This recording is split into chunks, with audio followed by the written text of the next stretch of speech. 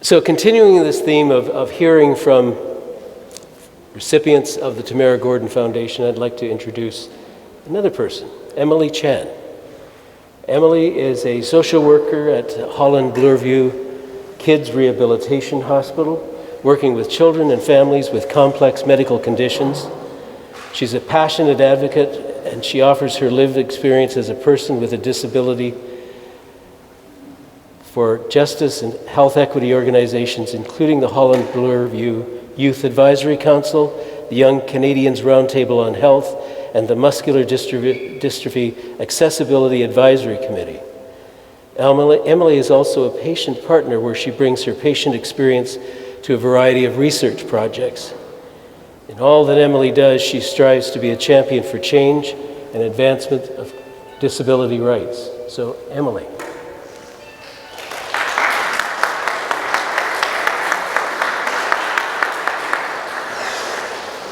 Hi everyone, I'm so happy to be here with you all tonight.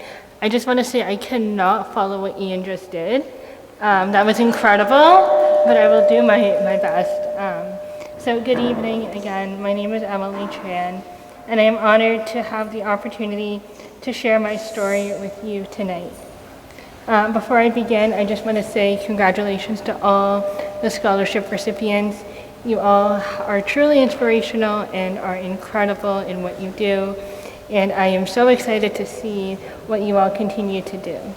I also want to extend my sincerest thank you to Tamara, Marcia, and the Tamara Gordon Foundation Board for inviting me to speak with you all tonight.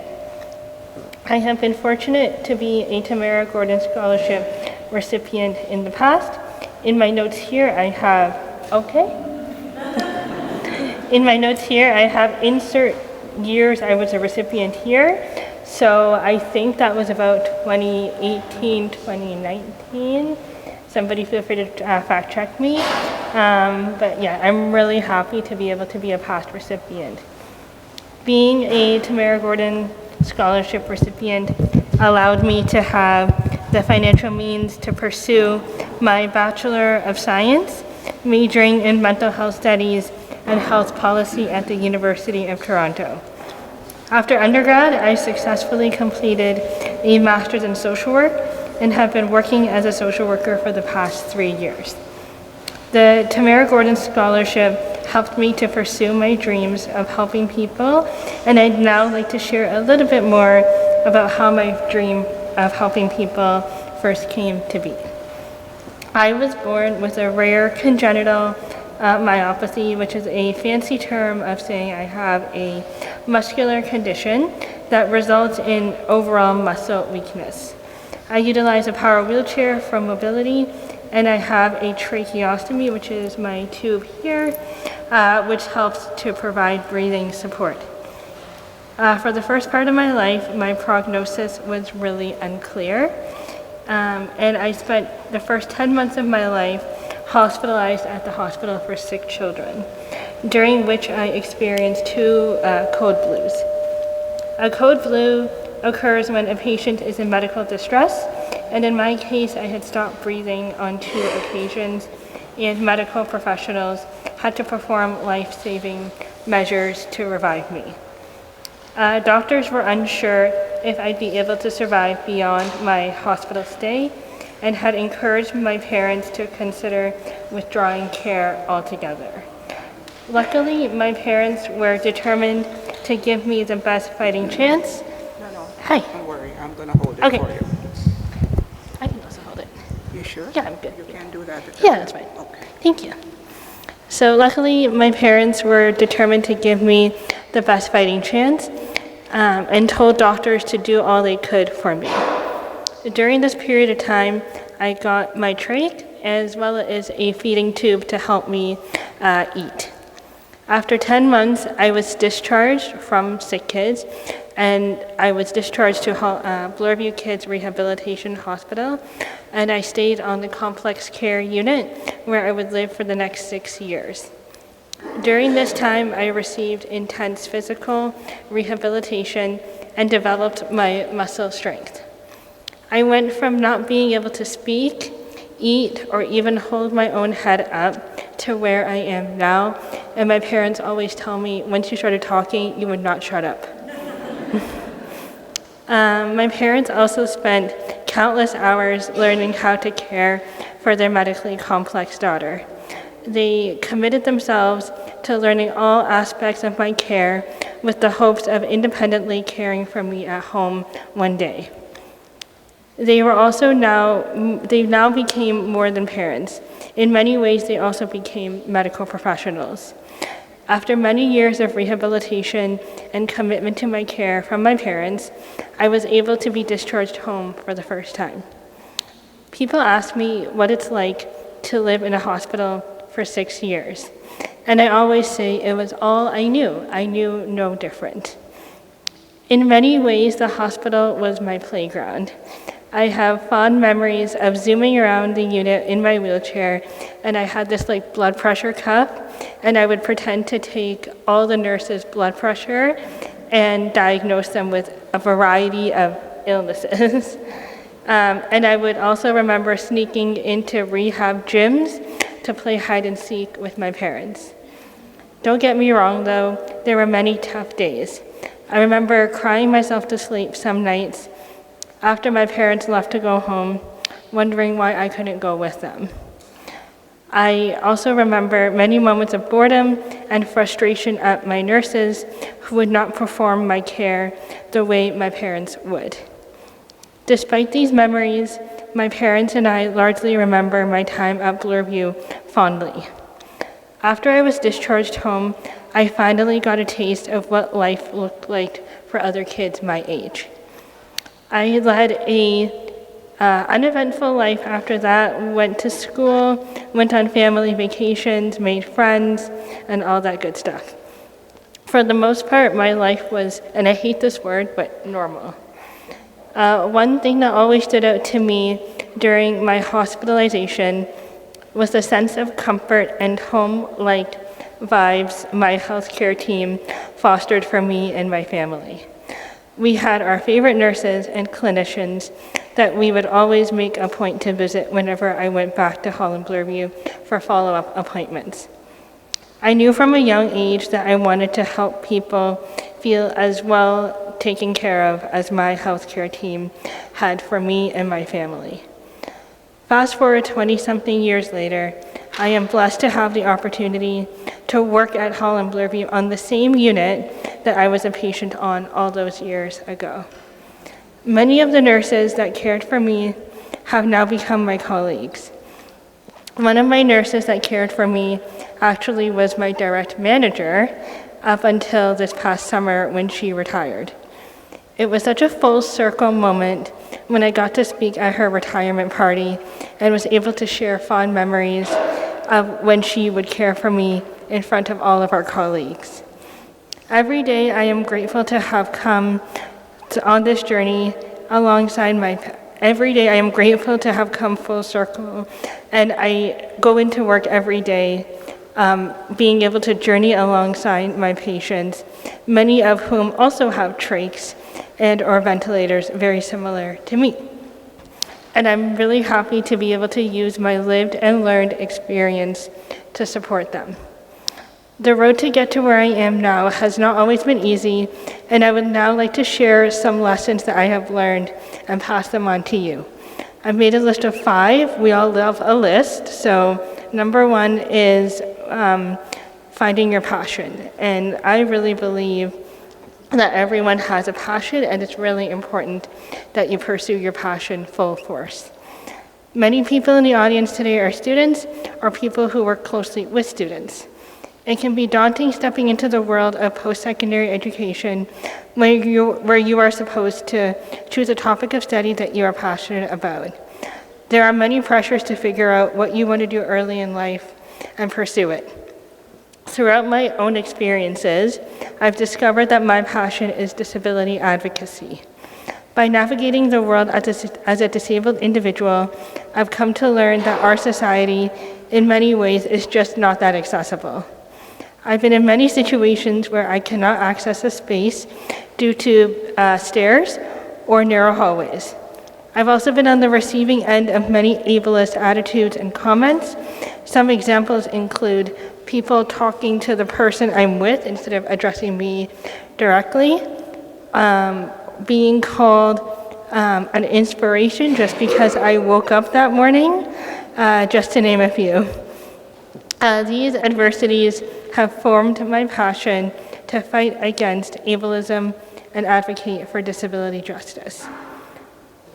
I also volunteer, as you may have heard earlier, on many councils, including the Holland Bloor Youth Advisory Council, the Muscular Dystrophy Accessibility Advisory Committee, and I've also had the opportunity to speak to government officials about the importance of accessibility and inclusion for disabled Ontarians. I bring up this point to share that you do not need to have everything figured out by the time you enter post-secondary or even when you finish post-secondary. You can pursue your dreams in many different ways. It doesn't always have to be your academic passion. You can also pursue your dreams alongside your academic achievements as well. Number 2 is finding good supports. I would not be where I am today if it wasn't for my support system. I am a firm believer in identifying who your cheerleaders are in your life and drawing inspiration from them. For me, 2 of my biggest supports are my parents. To this day, I am eternally grateful for their support. They have been fighting for me literally since day 1 of life. Some of the biggest lessons they have taught me are the importance of drive, motivation, and consistency. During my time in a hospital, my parents would always show up on a consistent basis for me and push me to do my very best. My dad especially was so committed that he would get off of work at 11 p.m. after working a 12-hour day and drive to come see me in the hospital before he went home. They were physically there for me every single day, and I strongly believe seeing their consistency in my life has had a strong impact on my work ethic and commitment to all I do today. Having people to journey alongside you, to lift you up when you're down, and to celebrate your wins with you is a crucial part of success, in my opinion. If you ask me today who my role models are, I would say all of the patients and families that I work with. Their resilience, despite going through immensely difficult challenges, inspires me every day. Number 3 is to form strong networks. As mentioned earlier, I have been blessed to have many opportunities to advocate for disability justice. Many of these opportunities were presented to me because of who I know. I would hear about an opportunity from a mutual connection I had made at a conference, or I would be invited to speak on a panel at the University of Toronto from one of my previous professors. My point is, it is important to form strong networks and keep in touch with the people you may meet at events, conferences, scholarship ceremonies, etc., because you never truly know who knows who. If you are in school right now, take the time to get to know your professors, attend their office hours, and find networking opportunities on campus to get to know more people. I found that being an active volunteer with my university accessibility services helps broaden my network to meet like-minded students and disability advocates like myself. It was actually through my volunteering with my advisory with accessibility services that I found out about the Tamara Gordon Foundation. And this leads me to my next point of being an active advocate for the Tamara Gordon Foundation. If you haven't done so already, I would strongly recommend that you take the wonderful and inspiring stories that you've heard tonight and propel them into the world, and just highlight every opportunity you get to share the amazing work that Tamara and her family are doing. Number 4 is advocate for yourself and your needs. As we've heard tonight, advocating for yourself is not easy.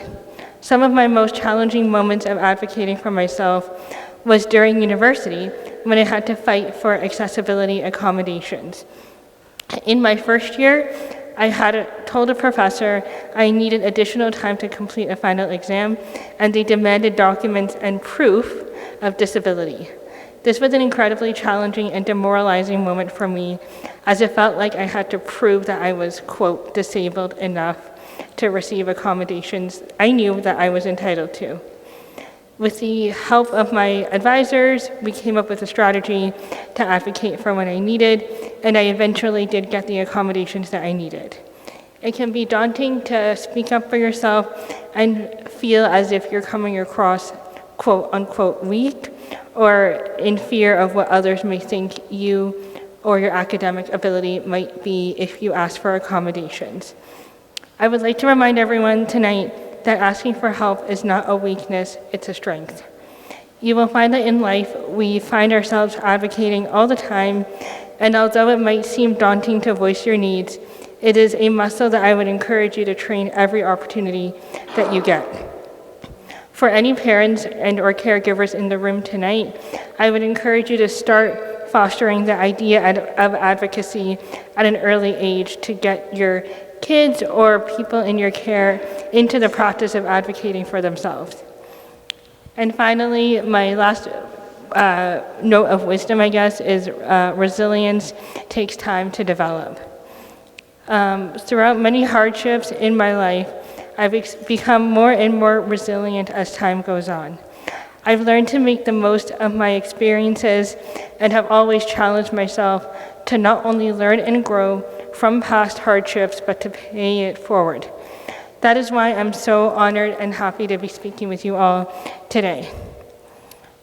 I have the pleasure of highlighting one example of resilience, and that is when I was able to harness my challenges of asking for accommodations and use my experience to be a contributor to a University of Toronto career guidebook. A resource recently developed to outline step-by-step guidance for students on how to advocate for learning and workplace needs. It can suck to encounter hardships, but I truly believe in learning from them and growing as a result. Thank you very much for allowing me the space and time to share my story and some nuggets of wisdom I have learned along the way. I want to say congratulations again to the scholarship recipients here tonight. Your hard work and dedication are truly inspiring to me. Lastly, thank you again to Tamara and the board for having me here tonight. Thank you.